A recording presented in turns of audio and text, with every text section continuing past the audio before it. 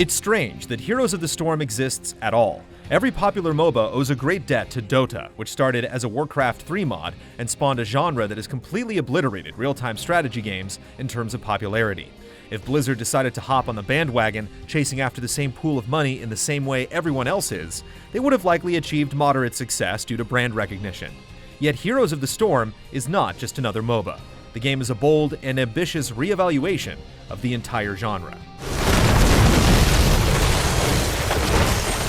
That's not to say Heroes of the Storm is completely different from its peers. 2 teams of 5 still compete against each other, level up, and earn new abilities. The same character archetypes are present, such as tanks that absorb damage, assassins that dish it out, and supports that heal the team and hinder the enemy.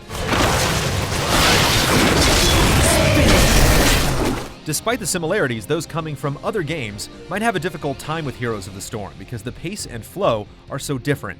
Even though the ultimate goal is the same, destroy the core at the enemy's base, various objectives add plenty of color. Instead of just having one competitive map, Heroes of the Storm currently has 7, each containing a special task that can wildly swing the course of a match. No need to be pushing.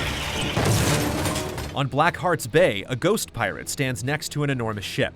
The first team to hand over the requisite number of doubloons is rewarded with cannon blasts that decimate enemy buildings.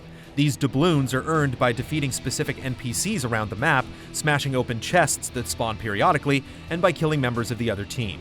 Another map, Haunted Mines, involves traveling underground to gather glowing skulls. The team with the most skulls summons the stronger Grave Golem, a gigantic beast that looks like it's made of demonic, gnarled branches.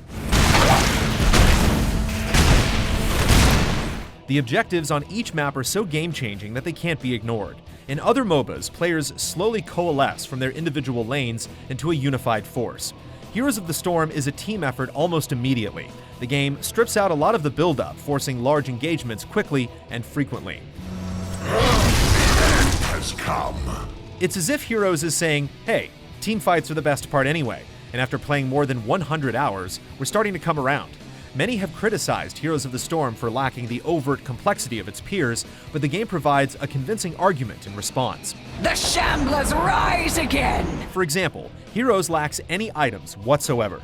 In Dota 2 or League of Legends, items augment characters, enhancing their strengths and covering weaknesses. Heroes fill this void with talents, acquired roughly every 3 levels. Talents immediately have a significant impact on your character, whereas items in other MOBAs usually need to be combined with one another for powerful effects, and it can take a while to reach that point. So many games include certain mechanics because that's the way it's always been done, but Heroes of the Storm holds nothing sacred.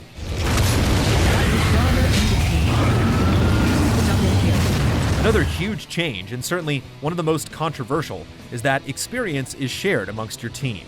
Instead of each character leveling up individually, everyone contributes to a team pool. On one hand, it can be extremely frustrating if you're performing well, but the rest of the team isn't, making you feel like you're being held back. However, the shared experience pool does a lot more good than bad. It allows new players to contribute without worrying that they're behind. Veterans may scoff at such a notion, but MOBAs can seem very impenetrable to the uninitiated, so it creates a more positive environment for everyone, not just those in the know. My power grows by your enemy's hand. The other, more universal benefit is that shared experience leads to intense matches. In other MOBAs, the level gap can become so huge that it feels nearly impossible to make a comeback. When experience is shared, it almost always seems like your team is just one objective or team fight away from being right back in it. By streamlining the standard MOBA design so heavily, matches are much shorter than they are in comparable games.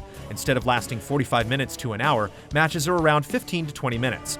If you only have an hour to play, knowing that you can likely fit in 3 or 4 games instead of just 1 is a relief. Heroes is just as much fun if you have a little time to kill as it is when you can play all day.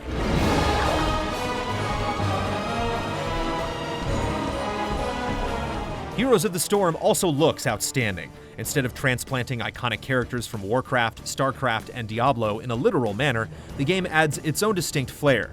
Diablo, the Lord of Terror, is more exaggerated with a slightly brighter palette and even bulkier frame. Yet he's still the behemoth you remember, exuding a tremendous presence on the battlefield.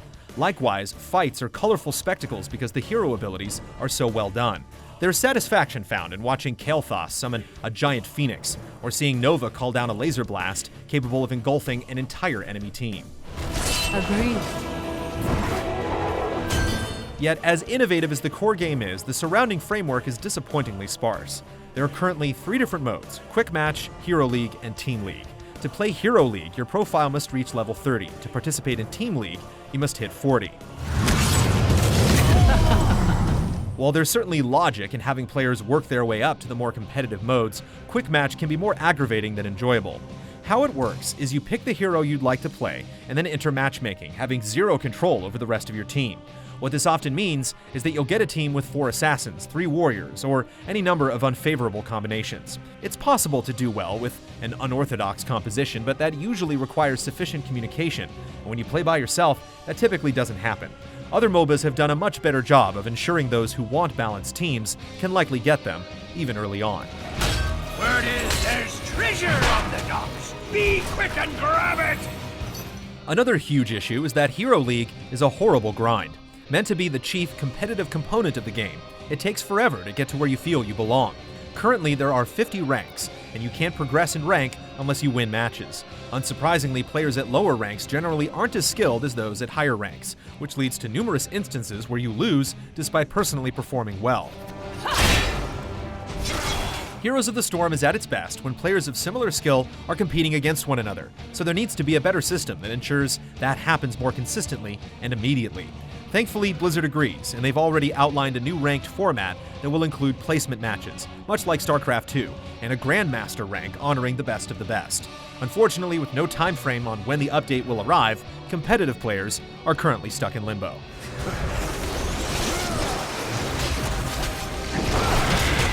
With any free-to-play game, there's always understandable concern over how it handles in-game purchases. Heroes of the Storm is mostly fair.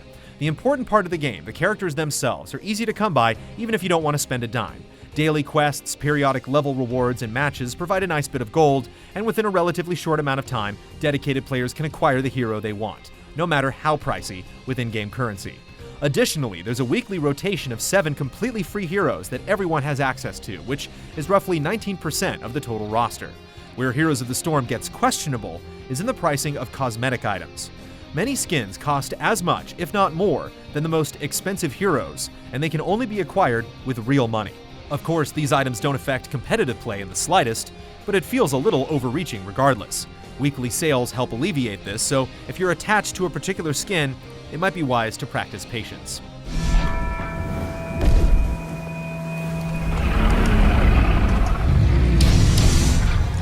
Heroes of the Storm has plenty of room to grow, but even with its numerous deficiencies, we're simply not having as much fun with any other MOBA.